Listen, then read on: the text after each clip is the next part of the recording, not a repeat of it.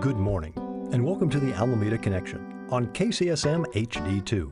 I'm your host, Scott Piehler. The stories of the Bay Area and of Chinese immigration are inextricably entwined. My guest today has received acclaim for her beautiful telling of one of those stories. Get ready to meet Karin Jensen, the author of The Strength of Water, an Asian American coming-of-age memoir. In addition to being the author of a book named as one of the top 100 indie books by Kirkus Reviews, Karin is also the principal city reporter for the Alameda Post, covering the events of the Planning Board, City Council, and more. And as if that weren't enough, she is also a dancer and longtime dance instructor. Get ready to meet a true Renaissance woman. Karin K. Jensen, my guest today on the Alameda Connection, right here on KCSM HD2. Good morning, Karin, and welcome to the Alameda Connection. Thank you for having me. My absolute pleasure. Now, you and I have a bit of a shared history in that we both work at the Alameda Post, and so I like to tell people that you've been putting words into my mouth for 4 years. It's been a great partnership, and I appreciate what you do. And you as well. We'll get to that in just a moment. Background, where are you from? Where'd you grow up? I mostly grew up in Piedmont, which was interesting because my mother was a waitress and my father was a school teacher, and our neighbors were attorneys and surgeons and business owners.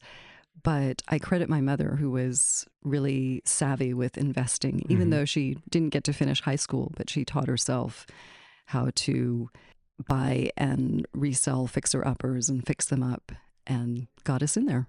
I want to walk through your education versus your career. So, BS in Political Economy of Natural Resources from Berkeley, an MS in Environmental Management from USF in '92. Your LinkedIn starts dance instructor in 2011. Yes. Care to fill in a few gaps? You know, I knew that I loved words in college. I would go into English literature classes and it felt like sacred space. But trying to tell your blue-collar immigrant mother that you want to be a writer is like saying you want to be a ballerina or an actress. It's just not going to happen. And you might think, well, why didn't I go into journalism? But that's not who I was at the time. I was the girl in the floaty white dress who sits in the forest and pens romantic poetry. And so as something like a compromise with my mother, I pursued a secondary interest in environmentalism. I worked for about 20 years in the environment, health, and safety field for the city and county of San Francisco and the county of Santa Clara, and had the satisfaction of providing useful services for a good wage, but it was never quite my passion. Okay. Let's talk about dance. You were part of the Omega West Liturgical Dance Company for 14 years. Did you study dance alongside in college, or was this just a passion that you eventually honed over time? I took ballet from the time I was about 5 years old. And when I joined the First Congregational Church of Alameda and I was getting to know our minister, she said, "Oh, you're a dancer. You should do liturgical dance for us." And I said, "What is that?" I couldn't, in the way that I was raised, I couldn't even imagine dancing in a church. It almost felt sacrilegious somehow. And she said, "Well, you should go see the Omega West Dance Company in Berkeley, and they perform at various churches." I went to see them. I was really moved by their presentations of sacred dance. I asked if I could study with them, and then they invited me to join, and that's how I learned about that, and then brought that back to my church. Okay. I have some experience with liturgical dance. I was a drama director at my church back in Georgia, and we would do large Christmas productions. Actually, they were licensed from Trans-Siberian Orchestra, so I actually had a young lady who was very versed in liturgical dance doing a dance in the middle of a Christmas pageant in my vintage 1984 Van Halen t-shirt. Perfect. It ticked all the boxes. And you've been teaching ballet at Alameda Ballet for almost 20 years. What brought you there and what keeps you there? I was bringing my 3-year-old daughter to pre-ballet class, and the director asked if I could be an assistant to her because I was taking adult ballet there. And I said, "Oh, of course, I'd love to be in my daughter's class." The teacher was this young woman who suddenly fell in love and ran away to Seattle in the middle of this semester. Oh, goodness. And, yes. Like you do. As one does. And the director said, "Could you take over this class?" And I said, "No, I just want to be the mom. I don't want to be in charge of 15 4-year-olds at 9 in the morning on Saturday." And she said, okay. And then a week later, she came back and she said, please. And I said, well, okay, try to find somebody else, but I will fill in for now. And then I just sort of fell in love with it. The children are just sort of magical at that Right. age. And it's just my little kid fix. Mm-hmm. And so I added more classes. I got a certificate in ballroom dance, and I taught that for many years as well. And I still do. What is a moment when you're teaching a child ballet when the light goes, when you can see the light goes on for them? What is it? What does that bring to you? I think my favorite story about that is I had this girl who was in my beginning ballet, and I could not tell if she really liked Okay. dance. I felt like she was kind of going through the motions. And then one day it was like a light went off or something, and she started really expressing herself to the music. And I could just see it in her body. She wasn't just doing the motions, she was feeling it. Mm. And she went on to become a professional dancer. And that was amazing and gratifying to me. Oh, that's incredible. Yeah. Do you have a preference of ballet versus modern? Ballet, because that's what I grew up with, and I Okay. still take adult ballet. Fun fact that I picked up from you, having attended this, and I probably walked right by you and didn't even know it. You are part of Mr. Fezziwig's crew at the annual Dickens Fairs. You still doing that? I still do that. It's so much fun. I belong to a group here in Alameda called the Period Events and Entertainments Recreation Society, or Peers. They put on monthly costume balls at the Elks Lodge. There's a group of us that also perform here and there for events where they want costumed dancers. Mm-hmm. And of course, the biggest event for us is the Dickens Fair. And having but the length of a song to bring people's Christmas spirit up as we teach them a dance or sort of get them through a polka or through a waltz is really a joy. It's intense because it's 5 weekends before Christmas. Right. It's a lot, but it's really fun. I have a former drama student who is also a dancer, and she was a reenactor. Marie Bartlett, if you're listening back in Georgia, you and Karin absolutely need to meet. So, 2020, writer hits your resume. What was that just the formal part of it, or how did that journey begin and wind up? 2020 was the pandemic, so I Right. lost all of my dance work except for a couple of classes over Zoom. Two things happened. I had put this book manuscript in a drawer for 15 years or something like that, and I decided someday is here. I need to pull this out and start finishing this book. Mm-hmm. But secondly, to fill in the income gap, I applied to Newsbreak Okay. as a freelance writer. I submitted my samples, they accepted me. I started writing local news for Newsbreak. And then the Alameda Sun saw what I was doing and they said, well, why don't you write for us? And then the Alameda Post saw what I was doing and they said, why don't you write for us? And I'm still here and I enjoy it. I like it a lot. Your blog is largely filtered through an Asian American lens. And was this a way to park ideas, or what prompted that? Well, that started as a place for me to blog one rough draft chapter of my book at Okay. a time. Those rough drafts are no longer on the site, but I was just using that as a way to keep myself accountable. And then I was also writing articles of related interest just to build interest in the topic. And now it's mostly a place for me to post events where I'm Ah. speaking or book signing and press links. You've written about your K-pop loving daughter. Yes. I have to ask, how many times have we watched K-pop Demon Hunters? She has watched it. She has watched it many times. I've only seen it once, almost as soon as it came out. And she said, Mom, we have to watch this. And I just thought, oh, it's going to be a cute mother-daughter bonding Right. experience. But then I actually quite enjoyed it. It was well done. I enjoyed that movie thoroughly. Yeah, it was great. You came aboard with the Alameda Post. What led to you? You said they reached out to you, or how'd you wind up there?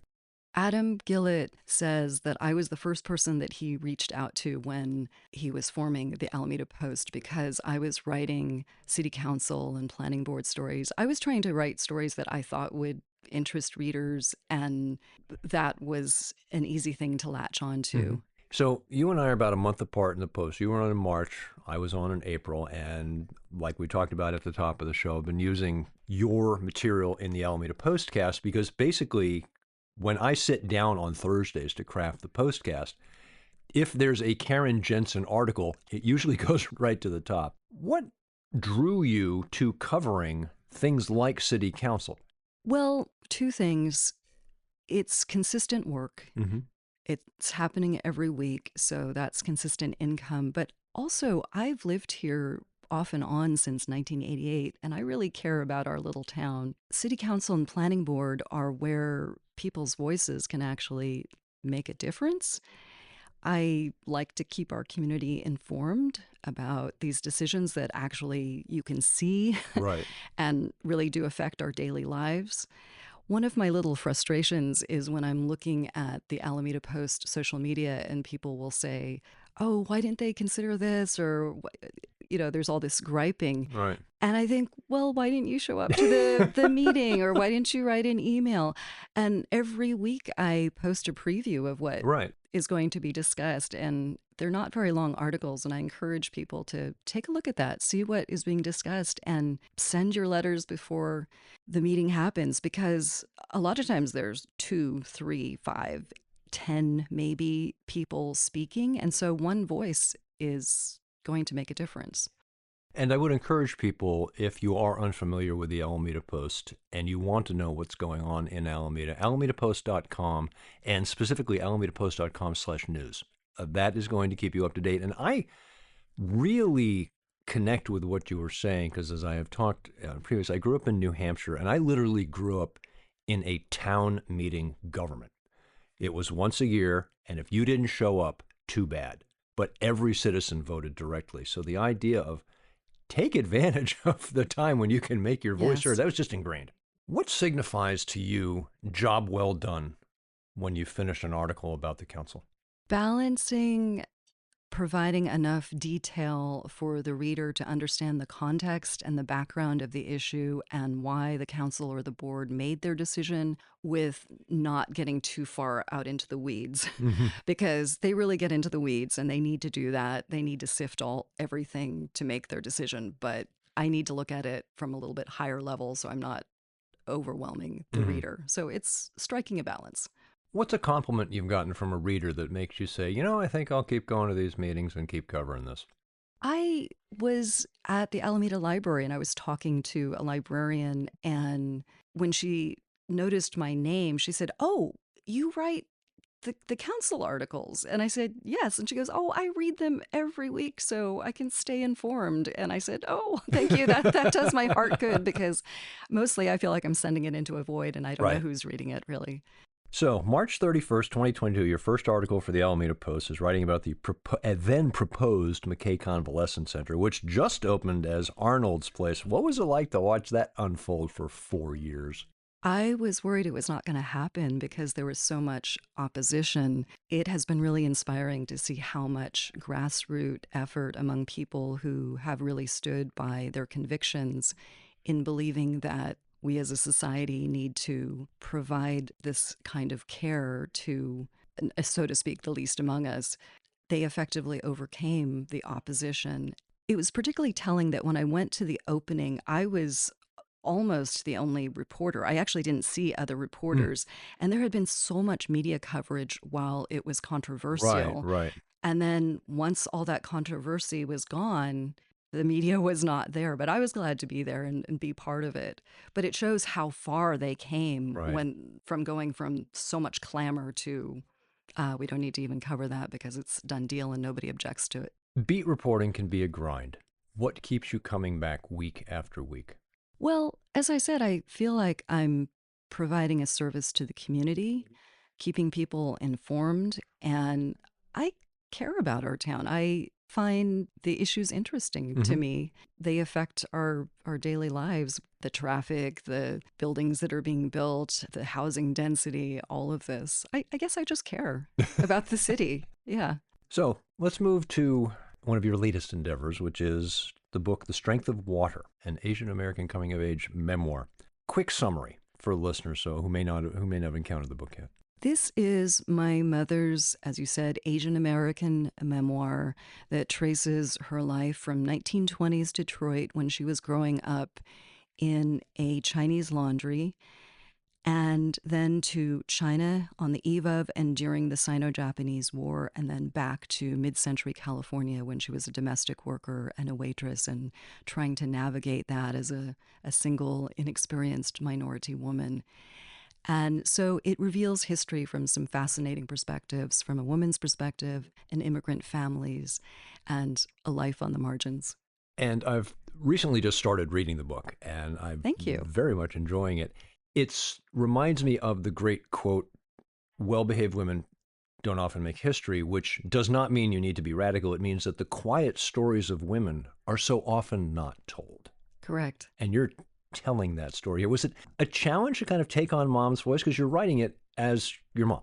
Well, that happened because my mother had been telling me these stories since I was little, off and on. And somewhere around college, I thought, I want to write these down at some point. And it wasn't until 2002 when my husband went off to New Zealand to work on The Lord of the Rings. That was cool. And I What was had, he? Okay, stop. What was yes, he doing on Lord of the Rings? he is a 3D animation modeler. So Okay. he was modeling Treebeard and Gollum's face. Okay. So that was really cool. And I had some time on my hands, and I decided this is my time. I'm going to extensively interview my mother, her siblings, my siblings, and my dad, and get these stories set down well we can, and people's memory is still there.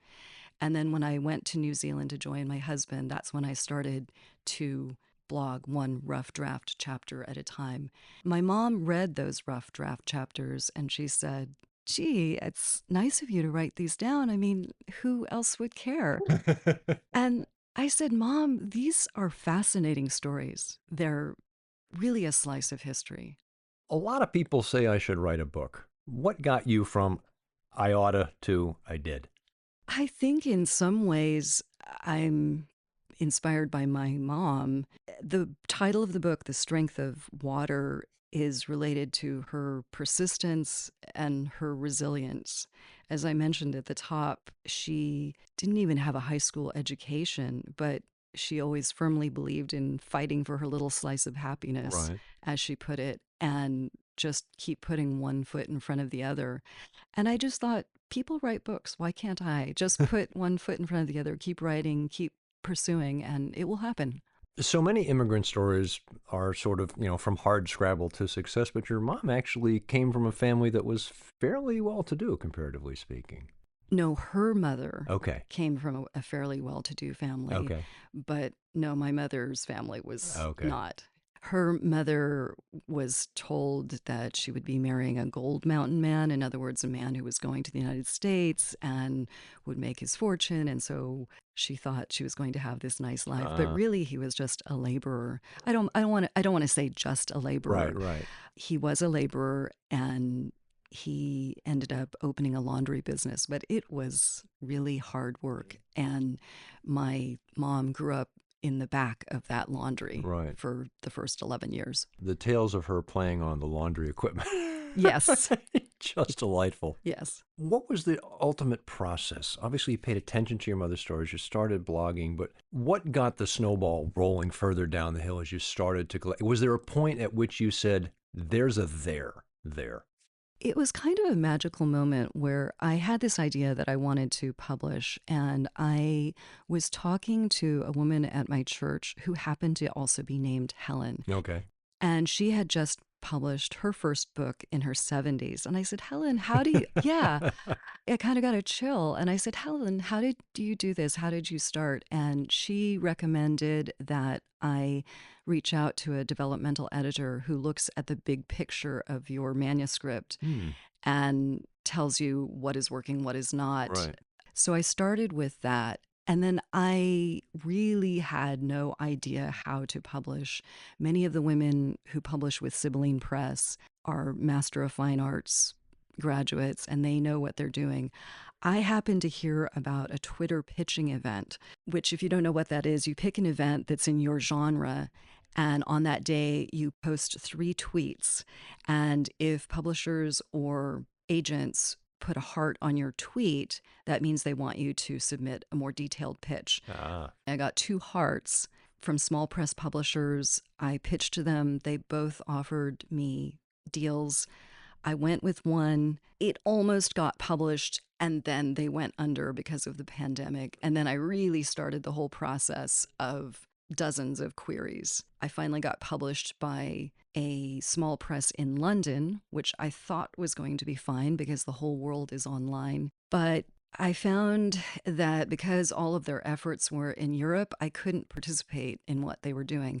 Nonetheless, the book got recognition. It got a good Kirkus review. It got selected as a top 100 indie book by Kirkus in 2024. Still, I was not so happy. And in the meantime, I happened to come across Julia Park Tracy's historical fiction. She's a local author. I loved it. I followed her on social media. Coincidentally, she was at that time also a board member for the Alameda Post. Right. I happened to be grousing to our boss, Adam Gillett, about, I was going, gosh, I really wish I had published with a publisher like Julia's. And I really admire the experience that she's having. And he said, well, why don't you just reach out to her? And it's funny how a little encouragement can go so far, because I'm not sure I would have done that had he not said that. I reached out to her. She said, submit your manuscript. I did, and Sibylline offered to republish it. The experience has been night and day because they're here in California. I can participate in the panels and the festivals that they participate in and collaborate with other authors, and it's been a great experience. How does it feel getting out there and doing a book talk, being a panel? Because a lot of times creatives can be very introverted, and now, ta-da, you're in front of people. It has been an adjustment. Yes, you're right. Writers tend to be introverts, but it's part of putting one foot in front of the other and saying, this story is important to me. I want to get it out into the world. That means I need to talk about it. I need to get past that and just practice and do it. And it's been lovely meeting people and getting to do interviews like this. Someone in a crowd at a book talk or whatever, has anyone come up to you and you've walked away and go, wow, that was inspiring? I have been moved by some people who said they really appreciated how my mother and my family was willing to share the really hard stories. They said sometimes their family was not willing to talk about those dark memories. I understand that. My husband's parents lived through Nazi-occupied Denmark, and they did not want to talk about it at all. And I understand that, but now I am sad that we lost those stories. Right. Your mom had you pretty late in life, didn't she? She did. I was a bit of an accident. Yeah. How old was she? I think she was 41 when she had me. I even as a child remember her having a slight argument about it with my dad. And he said, well, it takes two to tango. How did you eventually wind up in Alameda? I had my first job here out of college. Okay. It's funny because even though I grew up about 20 minutes away, I had never been to Alameda before. And it was so lovely to discover it. And my first place that I lived was at the Cruzy Mansion on Central, which was operated as a kind of boarding house at the time. And that's how I came here and left occasionally, but kept coming back. And now it's permanently home. What about the reception of the book has most pleased you? Well, I just did a book talk for the Chinese Historical Society of America, and that was particularly gratifying because this was a group of people who have family members like my mother, and they came up and they were sharing photos of their moms, and they appreciated hearing an immigrant story. And this isn't a famous person. Right. This is a personal hero. So it was heartwarming. Is there a reception to the book that has surprised you, a reaction where you've gone, well, I didn't expect that, but I'll take it? Well, I liked what a friend of mine said. She started to read it on a plane going to Germany, thinking it would pass an hour or two of her time. And then she said suddenly she was arriving in Germany and she had just finished the book. And that was lovely. I noticed that in your materials for the book, you have a few book club questions. What kind of questions would this type of book generate? One of the questions refers to the title, which is inspired by a verse from Lao Tzu, the 6th century BC philosopher who is considered the founder of Taoism. And the verse says, water is fluid, soft, yielding, but water will wear away rock. What is soft is strong. And so a question is, how did Helen, my mother, exhibit the strength of water? And in what ways were water elements vital in the story? And one could also ask, what is your strength of water? Right. What do you, the writer, like to read? I love historical fiction. Mm-hmm.